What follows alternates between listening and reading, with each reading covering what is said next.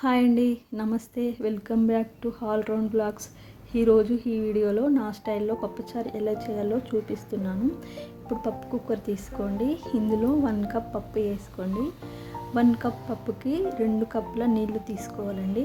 2 కప్పుల నీళ్లు తీసుకోవడం వల్ల పప్పు అనేది చక్కగా ఉడుకుతుందండి. ఇప్పుడు ఇందులోనే నేను చిన్న సైజు టమాటాలని 3 వేసుకుంటున్నానండి.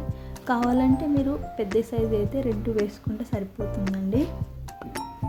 ఇందులోనే ఇప్పుడు కరివేపాకు ఆకులను వేసానండి. ఇప్పుడు ఈ పప్పుని నేను 10 to 15 మినిట్స్ మూత పెట్టి పక్కకు పెడుతున్నానండి. ఇప్పుడు వేరే బౌల్ తీసుకోండి. అందులో నిమ్మకాయ సైజు చింతపండు తీసుకోండి. అది ఒకసారి కడుక్కోండి. తర్వాత వాటర్ పోసి పప్పు ఉడికేంతసేపు నానబెట్టండి.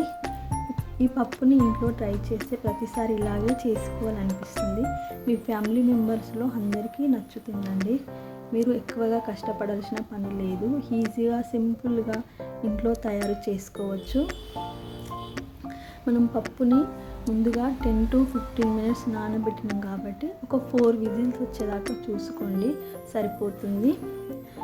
చూడండి, ఇప్పుడు నేను విజిల్ తీసిన. ఇప్పుడు పప్పు చూడండి ఎంత చక్కగా ఉడికిందో. పప్పును ఇలా గరిటెతోనైనా మెదుపవచ్చు, లేదంటే మనం ఇంట్లో ఉండే పప్పు గుత్తితో అయినా మెదుపుకోవచ్చు. ఇప్పుడు ఈ పప్పుని పప్పు గుత్తితో మెదుపుకుందాం. చూడండి, మీరు కావాలంటే ఇప్పుడు పప్పుని ఎక్కువగా మెదిపి అయినా తీసుకోవచ్చు. కానీ నేనైతే ఇక్కడ చిన్న చిన్న పలుకులు ఉండే విధంగా నేను ఇక్కడ పప్పును తీసుకుంటున్నానండి. ఇప్పుడు ఈ పప్పుచారులోకి మనం పోపు రెడీ చేసుకుందామండి. ఈ పప్పుచారులో పోపు రెడీ చేసుకొని మనం వేరే ప్యాన్ తీసుకోవాలండి. వేరే ప్యాన్లో మనం 3 టేబుల్ స్పూన్ ఆయిల్ తీసుకుంటే సరిపోతుందండి. మనం పప్పుచారులోకి ఎప్పుడైనా సరే ఆయిల్ అనేది ఎక్కువ ఏం అవసరం ఉండదండి. ఒక 3 టేబుల్ స్పూన్ ఆయిల్ తీసుకుంటే సరిపోతుందండి. ఇప్పుడు ఈ ఆయిల్ అనేది కొంచెం వేడి కానివ్వండి. ఇందులోనే నేను ఒక 1/2 స్పూన్ జీలకర్ర, 1/2 స్పూన్ ఆవాలు వేసుకున్నానండి. ఈ 2 నూనెలో కొంచెం వేగనివ్వండి. ఇందులోనే వెల్లిపాయలు కూడా వేసి కొంచెం అలా వేగనివ్వండి. ఇప్పుడు ఇందులోనే నేను 3 లేదా 4 పచ్చిమిర్చి చీల్చి వేసుకున్నానండి. అదేవిధంగా చిన్న సైజు ఉల్లిగడ్డను కూడా తరిగి నేను ఇందులో వేసానండి. 2 నూనెలో కొంచెం అట్లా వేగనివ్వాలండి. నేను పప్పు ఉడకపెట్టేటప్పుడు పసుపు వేసుకోలేదండి.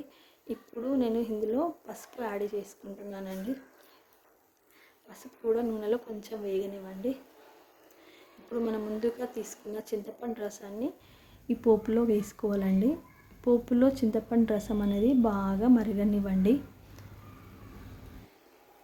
ఇప్పుడు ఇందులో టేస్ట్కి సరిపడా సాల్ట్ వేసుకోండి.